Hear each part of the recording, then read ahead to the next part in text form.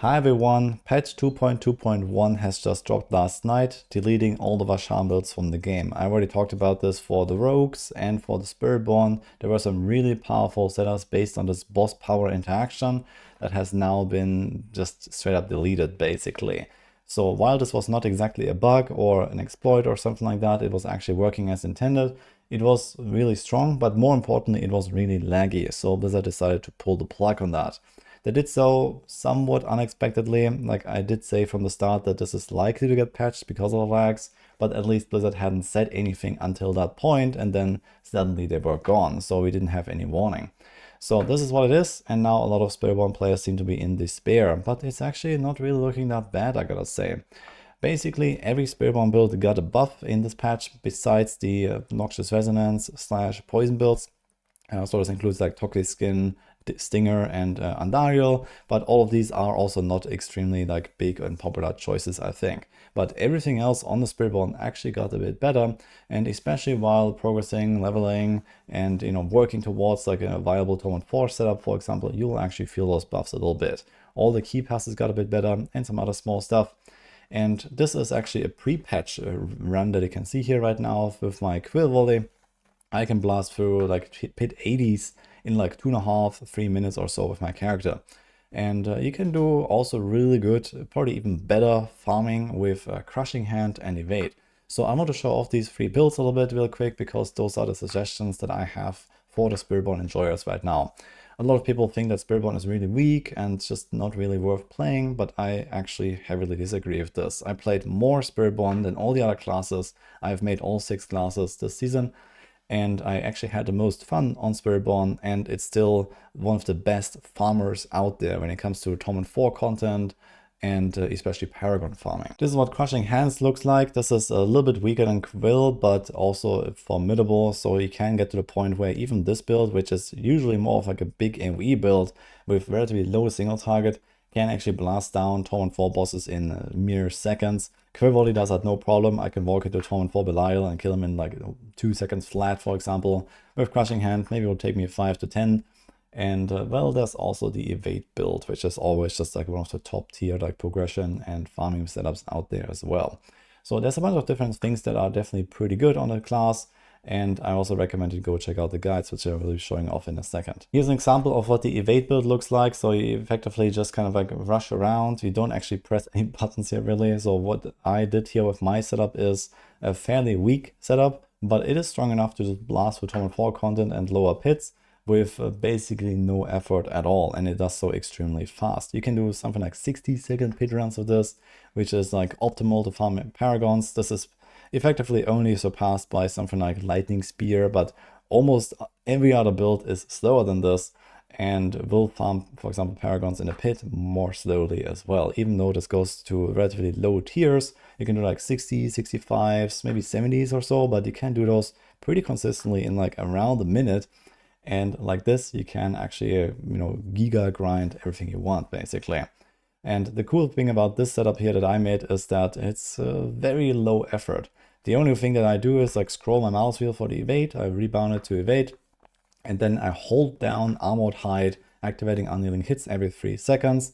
There was like this kind of confusion, I guess, at the season start with Evade builds and the Thick Rune, where people thought that Thick Rune is now bugged and it doesn't work with Unyielding Hits anymore. But that is actually just kind of like a working as intended stealth change that they made, because it's never supposed to actually activate your Unyielding Hits in the first place. But we can do it manually. As I said, I can just like get my cooldown low enough for Armored Hide to activate it every 3 seconds, activating Unyielding Hits. And the only other thing is that I press Devourer every 15 seconds. Back in Season 6, this build was a pretty big deal before they changed the Evade animation to be slower, because for Spiritborn, for some reason, it was faster. You could animation cancel it, and you could actually fly like twice as fast, which was really wild. But even these days, with these changes, and for example, including like a Jar Rune that I have here, you can actually fly through those pits. And with a little bit more damage than what my character has, which is not really optimized here on this clip, you can get to a point where like every pit can take as little as 60 seconds. And these are the corresponding Maxor guides for the builds I have just shown you. So here's the Quill Volley guide. I actually recently updated this a little bit. especially with the Prodigy's tempo buff that they got in a recent patch. There were a few little tricks that we could do with moving points around on a tree to min-max the cooldown reductions. So now it feels really good and you can fly with this. So something like 2-minute runs on like 70, 75 are very doable with Quill. You can definitely blast down everything in Turn 4, including the bosses, in seconds. Then we have the evade guide here. This is by DZ. He also has the variant that I just showed. DZ put my speed farming variant in there basically with the 4 buttons where effectively you just hold down one and then you press this one every 15 and the other 2 you don't touch basically. So this is a very comfy farming build once you have this properly set up. And especially in Season 8, this is very easy to do. You don't need much to get evade going because usually you need a lot of evade cooldown reduction on your boots and your neck. But the neck is unique these days. Some birds gorge it. It's mostly there as a stat stick and to give the Jaguar tag to your feathers, which activates stuff like the Potent passive and the Furnace passive, really powerful effects. And this actually makes this worth using over a legendary neck with an aspect. And on top of this, it's just very easy to gear this season because we don't actually have to go super ham on evade cooldown reduction thanks to the boss power here. There's the Kermas Sparks power that gives you evade cooldown reduction. You can get this very early, ramp it up a little bit, and like this you can get evade build online really soon. And lastly, here's the Crushing Hand guide. I also recently updated this. In particular, the pit push variant looks a little bit different now, so you can actually also push this build into the 90s. I've done something like 85 or so in 6 minutes of this on my hardcore Spiritborn, so it will definitely go into the 90s. It's pretty solid. Quill will go to like 100, we're probably gonna see something like 105 or so end of season for like the high-end pushers. And I've also done like in the 90s with that pretty easily on my hardcore Spiritborn. So it does go pretty high, get your glyphs to 100 pretty easily, and it feels really good to play. And this is basically just a bit faster, more tanky, and a bit weaker version of Quill Volley, effectively. It has very much the same setup with the Capeleke and, for example, Midnight Sun combo. You get your resources back, so this is very traditional Spiritborn stuff here if you have played it before.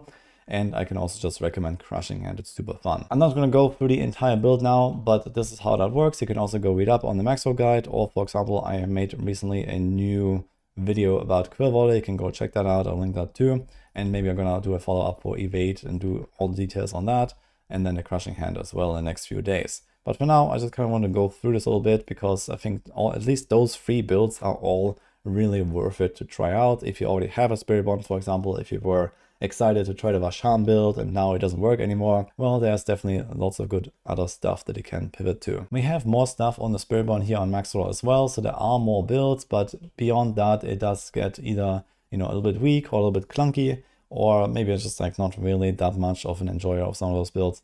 But we do have a lot more stuff here, so if you want to play something a bit more off meta as well, Touch of Death is probably on the power level of like a Crushing Hand or maybe even better. But maybe going a little bit slower. It has really good single target if you care about that. So this is also pretty fun to play. We have some Thorns builds here that are okay with Rock Splitter. Stinger is one of my favorites. So this is actually my first build I made on a Spiritborn this season. I went to Turn 4, no problem with that, with a pretty scuffed setup. You can definitely do that, but it kind of falls off a little bit on boss damage later on. And the same goes for like the Rushing Claw / Toxic Skin. Both these poison builds have a little bit of like a single target problem in the high end, at least for like you know, high pit bosses and stuff. So they live kind of long. Evade is ranked pretty low here, but this is because of the push list, so it just doesn't go very high. But as I said, Evade is like probably top 3 farming build in the game when it comes to everything in Torment 4 and Paragons. It's very good for that purpose. And then you have a bunch more, a bit more off meta, so these will struggle a bit, but you need really good gear if you really want to make them work. We did discuss moving Quill Volley up into S tier lately, but it's just very close, basically not really getting there. And well, for now, I guess this is what it is with the Spiritborn. So S tier builds are pretty overpowered currently. It's hard to get close to those and beat them, but Quill Volley, you know, is very powerful at least, and you know, has no trouble with anything, no trouble getting close to 100 and so on. So at the very least, this is something that will make you feel like the game is pretty easy. And then a good thing about Spiritborn is also that leveling builds are extremely powerful and fast. Like Spiritborn is just a fast class by default, so if you load up your Spiritborn, you're gonna feel that if you compare this to something like a Necro or even Barbs or something. I feel like Spiritborn just have the edge here when it comes to speed and progression. You just fly through the early levels, you fly through the early torments, And then as soon as you have a bunch of good items, you're going to be in tone 4 one-shotting everything with most of these builds actually. So this is really cool, and why Spiritborn is really fun. So that's just my 2 cents on this topic here, since I see a lot of people kind of being upset and in despair about Spiritborn. I don't think it's that bad at all. Of course, I would like to see some buffs. I would like to see some new builds. I have given suggestions to the devs as well about stuff they could do for example, Season 9, Season 10, and so on. So let's see what happens when we get, for example, the next PTR. But I think Spiritborn are actually looking pretty solid right now. At the very least, much better than most people think. So that's about it for this video here. Hope this helps you out. I will link some stuff down in the description. If you are playing Spiritborn, go check that out. And I'll see you guys next time.